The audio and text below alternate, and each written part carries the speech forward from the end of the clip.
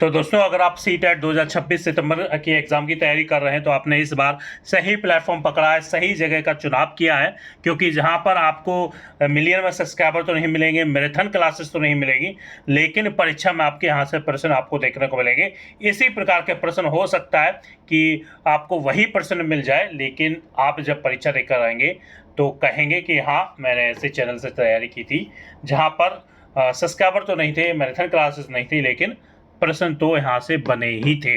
तो चलिए यहाँ पर पहला प्रश्न आपका देख लेते हैं और SST का यहाँ पर पहला प्रश्न देखेंगे। लगातार क्लासेस कराई जा रही, जरूर ज्वाइन कर लीजिएगा अगर आप फतेह चाहते हैं CTET के एग्जाम में। तो देखिए यहाँ पर पहला प्रश्न लिखा है, सिंधु घाटी सभ्यता के नगरों की योजनाओं को देखकर यह कहा जा सकता है कि उस समय के लोग किस क्षेत्र में विशेष रूप से उन्नत थे। देखिए, अगर हम बात करें सिंधु घाटी सभ्यता की, तो नगरों की अगर बात करें तो वहाँ पर नगर नियोजन और जल निकासी, यानी जहां पर शहरों को पहले से सोच समझकर व्यवस्थित तरीके से यहाँ पर जो उसको बनाया जाए, तो पहले से सोच समझकर और उसको व्यवस्थित तरीके से बनाया जाए, उसी का नगर नियोजन का मतलब होता है। और जल निकासी यानी कहा जाए, सभी तरीके से कहा जाए कि वहाँ पर जल निकासी, नगर नियोजन व्यवस्थित तरीके से थे सारी चीज़ें, जो कि इसका राइट आंसर ऑप्शन ए हो जाएगा। चलिए अगला यहाँ पर प्रश्न पूछा जा रहा है आपके सामने स्क्रीन पर, ये दिया गया जो इसमें पूछा जा रहा है, एक मिनट रुकिए। हाँ, इसमें पूछा जा रहा है बौद्ध धर्म के संस्थापक कौन थे।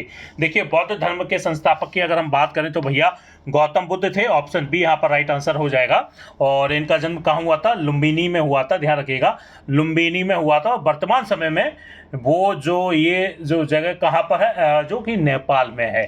ध्यान रखिएगा, वर्तमान समय की अगर बात की जाए वो जगह कहाँ पर आपको देखने को मिलेगी? नेपाल में। ऑप्शन बी यहाँ पर हो जाएगा। चलिए अगला प्रश्न यहाँ पर देख लेते हैं। अगला प्रश्न आपके सामने स्क्रीन पर दिया गया, लेकिन ये प्रश्न शुरू करने से पहले मैं आपको बता दूं, अगर आप ये PDF लेना चाहते हैं, निःशुल्क PDF लेना चाहते हैं और तमाम कुछ चीज़ें ऐसी है जो आपको एग्जाम से पहले मिल जाए, CTET के एग्जाम से पहले, ताकि आपकी नैया किनारे लग जाए, 120 प्लस आप हासिल कर पाएँ, तो चैनल के टेलीग्राम ग्रुप को जरूर ज्वाइन कर लीजिएगा, जिसका लिंक आपको वीडियो के डिस्क्रिप्शन में मिल जाएगा। आप कहेंगे कैसे मिलेगा भैया, तो सीधे समय बोलूँ, वीडियो के डिस्क्रिप्शन में मैं आपको बता ही दिया है, वहाँ पर आपको क्लिक करना है और फिर आप हमारे जो चैनल के टेलीग्राम ग्रुप से जुड़ जाएंगे। तो चलिए अगला प्रश्न आपके सामने है, इस बार कलम से क्रांति CTET आपका होगा। अगला प्रश्न आपके सामने है, यदि किसी विद्यार्थी को दो अलग अलग ऐतिहासिक स्रोतों में एक ही घटना के बारे में अलग अलग जानकारी दी जाए मिलती है, तो शिक्षक को क्या करना चाहिए। देखिए ध्यान से इस प्रश्न को समझिएगा।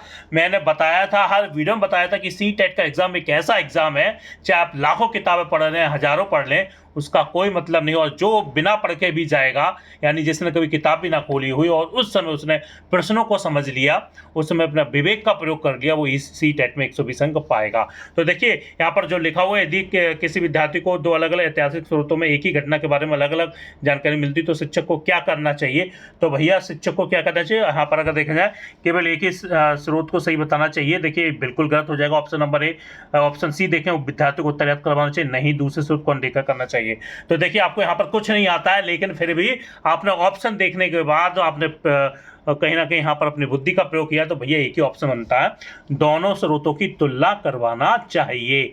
ये बिल्कुल यहाँ पर शिक्षक को करना चाहिए, राइट आंसर आपका भी होगा।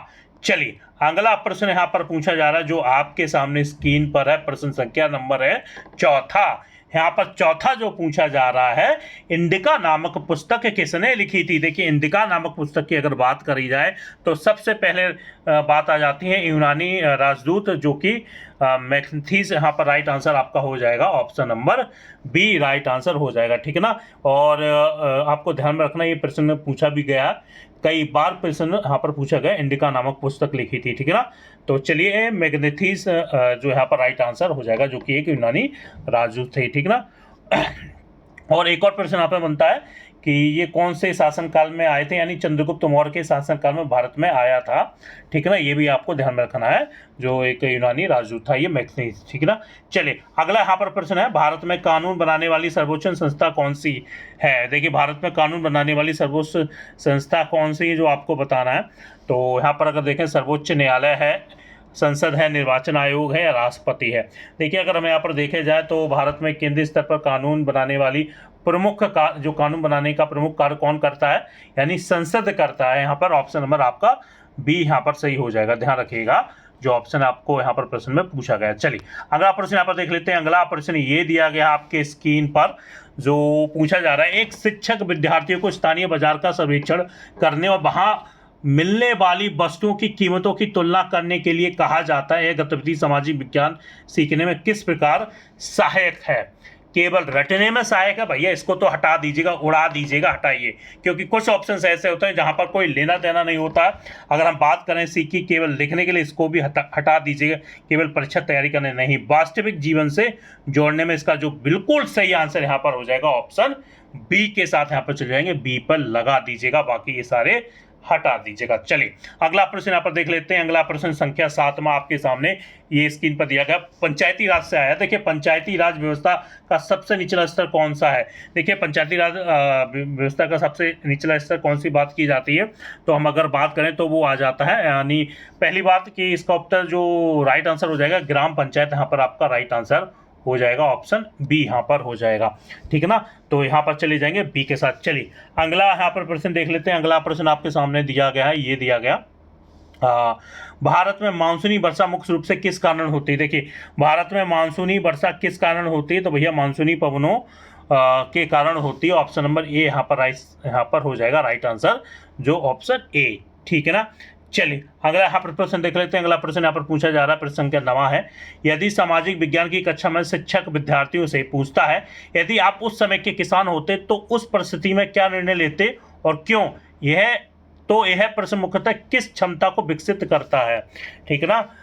तो केवल स्मरण का ऑप्शन का अगर देखें यहाँ पर जो पूछा जा रहा है, ऑप्शन ए केवल स्मरण नहीं, बी ऑप्शन भी छोड़ते हैं, केवल नकल, केवल लिखने गति नहीं। तो देखिए आपको प्रश्न में कुछ भी नहीं आ रहा, मैंने आपको बताया, आप बिल्कुल पढ़कर मत जाएगा, बस आपको प्रश्न को समझना, उस समय प्रश्न को कैसे हल करना है, उत्तर क्या सही है क्या नहीं सही है वही लगाना। तो यहाँ पर एक ही बचता है, आलोचनात्मक और तार्किक चिंतन ही राइट आंसर यहाँ पर हो जाएगा।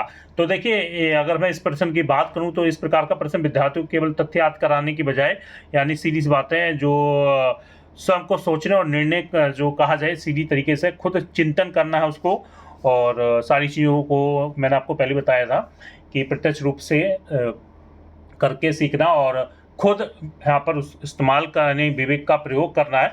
तो राइट आंसर आपका बी यहाँ पर हो जाएगा। चलिए अगला प्रश्न यहाँ पर देख लेते हैं। अगला प्रश्न यहाँ पर पूछा जा रहा है आपके सामने स्क्रीन पर, ये दिया गया है, काली मिट्टी किस फसल की खेती के लिए विशेष रूप से उपयोग मानी जाती है? भैया मैंने पिछले वीडियो में आपको बताया था, कपास की मिट्टी इसका राइट आंसर हो जाएगा, ऑप्शन नंबर बी हो जाएगा। बी यहाँ पर बिल्कुल राइट आंसर है, कपास की मिट्टी। और हमने आपको बताया था कपास की मिट्टी को भी काली मिट्टी के नाम से भी लोग बोल देते हैं, तो यहाँ पर राइट आंसर आपका बी हो जाएगा। चलिए अगला प्रश्न यहाँ पर देख लेते हैं, लोकतंत्र में सत्ता किसके पास होनी चाहिए?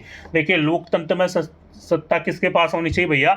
आज का तो जमाना कुछ उल्टा ही हो गया, लेकिन वैसे यहाँ पर राइट आंसर है जनता के पास, ठीक ना, जनता यहाँ पर राइट आंसर हो गया है सी। चलिए अगला प्रश्न यहाँ पर पूछा जा रहा है, एक शिक्षक इतिहास पढ़ाते समय केवल तिथियां याद करवाने की बजाय पुराने सिक्के, चित्र, अभिलेख दिखाता है, इस शिक्षण विधि का मुख्य उद्देश्य क्या होता है? क्या रटने की क्षमता? भैया कभी नहीं, इसको उड़ा दीजिए, गला हटा दीजिए। ऑप्शन सी पाठ जल्दी समाप्त करना नहीं, ऑप्शन डी केवल अंक बढ़ाना नहीं, जो बिल्कुल right answer option number B हो जाएगा, ऐतिहासिक प्रमाणों के आधार पर समझ विकसित करना ही इसका राइट आंसर हो जाएगा। 12 का बी लगा दीजिएगा। चलिए अगला प्रश्न देख लेते हैं, प्रश्न संख्या 13वां है और ये आया आपका, चुनाव से संबंधित भारत में चुनाव कराने की जिम्मेदारी किस संस्था की है? तो सभी जानते हैं, यानी जो आप सभी जानते हैं, ऑप्शन नंबर चले जाएंगे हम बी के साथ चले जाएंगे, निर्वाचन आयोग की है, यानी जो संस्था जो करवाती है चुनाव, तो सभी जानते हैं चुनाव, ठीक है ना। चलिए अगला यहाँ पर देख लेते हैं। अगला प्रश्न आपके सामने यहाँ पर दिया गया है और आप सभी जानते हैं कि इलेक्शन कमीशन ऑफ इंडिया ही इसका कराती है। अगला प्रश्न यहाँ पर पूछा जा रहा है, मानचित्र में समान ऊंचाई वाले स्थानों को जोड़ने वाली रेखाओं को क्या कहते हैं? तो क्या कहते हैं मानचित्र में समान ऊंचाई वाली स्थानों को, रेखाओं को जोड़ने वाली क्या कहते हैं?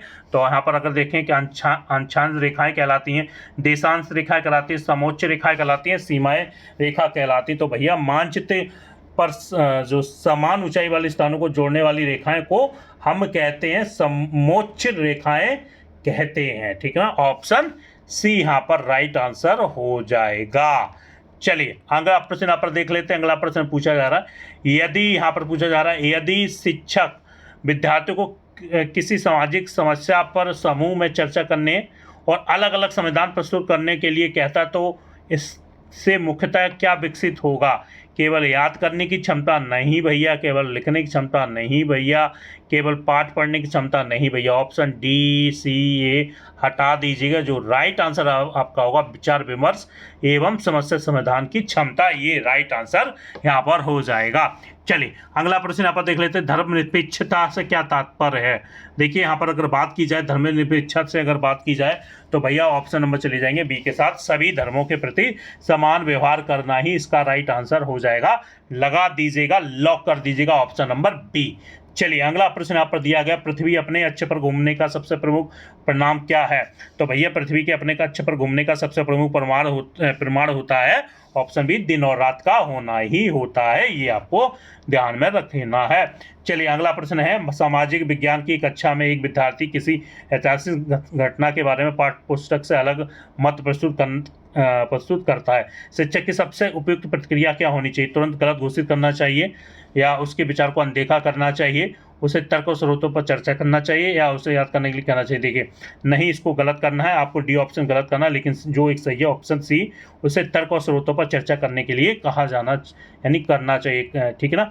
चलिए अगला प्रश्न यहाँ पर देख लेते हैं। अगला प्रश्न यहाँ पर पूछा जा रहा है, भारत का सबसे बड़ा पठार कौन सा? तो देखिए भैया भारत का सबसे बड़ा पठार की अगर बात करें तो दक्कन का पठार है। यहाँ पर ऑप्शन नंबर बी के साथ चले जाएंगे।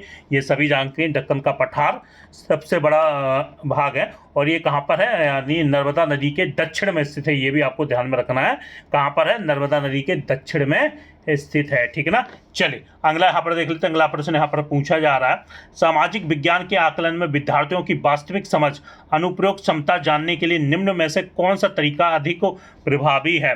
देखिए सामाजिक विज्ञान के आकलन में विद्यार्थियों की वास्तविक समझ और अनुप्रयोग क्षमता जानने के लिए कौन सा वास्तविक जो तरीका अच्छा है, प्रभावी है? केवल परिचय याद करवाना, परिभाषाएं नहीं, ऑप्शन बी केवल तिथियां पूछना नहीं, ऑप्शन डी केवल पाठ दोहराना नहीं, परिस्थिति आधारित एवं चिंतात्मक प्रश्न पूछना है भी यहाँ पर राइट आंसर आपका हो जाएगा। ऑप्शन नंबर सी के साथ चले जाएंगे। तो यहाँ पर CTET 2026 के एग्जाम के लिए आपके लिए क्लास रखा गया। कैसा लगा जरूर बताइएगा। जिसने भी पूरा वीडियो देखा होगा तो जरूर कमेंट बॉक्स में अपनी राय प्रतिक्रिया जरूर रखेगा। तो जय हिंद, जय भारत।